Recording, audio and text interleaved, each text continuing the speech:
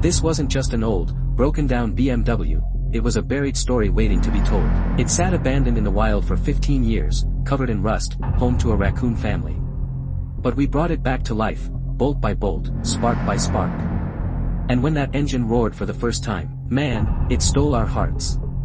A 1999 BMW M5 looked like junk, but inside it hid a monster, 4.9L V8, 400 horsepower. Every bolt was fused with rust. At one point, it felt like the car was fighting back. We polished the engine, installed new pistons, welded every panel, brought back its shine part by part. From bodywork to leather seats, it took patience, passion, and a lot of late-night pizza.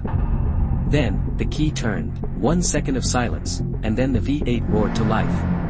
Goosebumps. We didn't just restore a car, we revived a legend. The first drive was pure magic. Every gear shift carried emotion. This M5 wasn't just a car anymore, it was Project Lazarus. Project Lazarus, a rusted legend reborn. What car should we resurrect next?